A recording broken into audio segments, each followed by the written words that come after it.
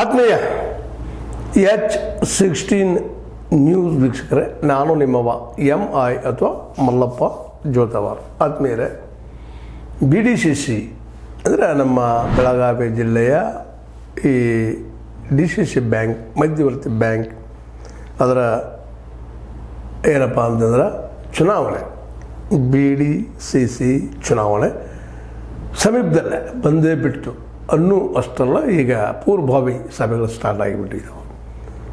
ಹೇಗಾದರೂ ಮಾಡಿದ್ರೆ ಗೆಲ್ಲೇಬೇಕು ಅನ್ನೋದು ಹಠ ಈ ಎರಡೂ ಗುಂಪುಗಳಲ್ಲಿ ಅದ. ಅದರಲ್ಲೂ ಕತ್ತಿಯವ್ರಿಗಂತೂ ಈಗ ಏನಾಗ್ಯದಪ್ಪ ಅಂದರೆ BDCC ಬ್ಯಾಂಕ್ ಒಂದು ಬಿಸಿ ತುಪ್ಪದಂಗೆ ಆಗ್ಯದ. ಅದರಲ್ಲೂ ಉಮೇಶ್ ಕತ್ತಿಯವರಿದ್ದಾಗ ಇಡೀ ಜಿಲ್ಲೆಯ ರಾಜಕೀಯವನ್ನು, ಅದರಲ್ಲೂ ಚಿಕ್ಕೋಡಿ ಭಾಗದ ರಾಜಕೀಯವನ್ನು ತಮ್ಮ ಕಪ್ಪಿಮುಷ್ಟಲ್ಲಿ ಇಟ್ಕೊಂಡಿದ್ರು. ಅವರು ಹಿಡಿತವನ್ನು ಸಾಧಿಸಿದ್ರು. AB ಪಾಟೀಲರನ್ನು ಬದುಕಿ ಸೇರಿಸಿದ್ರು. ಅದೇ ಕಾಲ ಲಕ್ಷ್ಮಣ ಸವದಿಯವ್ರನ್ನ ಬದುಕಿ ಸೇರಿಸಿದ್ರು. ಜೊಲ್ಲೆಯವ್ರನ್ನು ಏಳಬೇಕು ಅಲ್ಲಿ ಇಟ್ಕೊಂಡಿದ್ರು.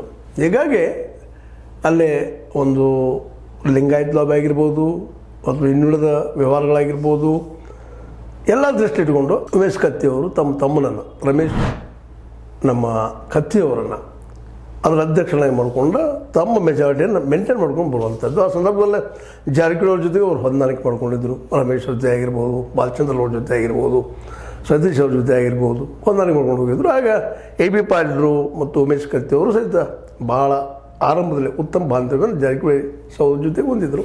ಆದರೆ ಕಾಲ ಯಾರಿದ್ರಿ, ಯಾವ ಕಾರಣಕ್ಕೂ ಅವರವ್ರ ನನಗೆ ಭಿನ್ನಾಭಿಪ್ರಾಯ ಬಂದರೆ ಇವತ್ತು ಕತ್ತಿಯವರ ಅಧ್ಯಕ್ಷಗಿರಿನ ಈಗ ಕಳೆದ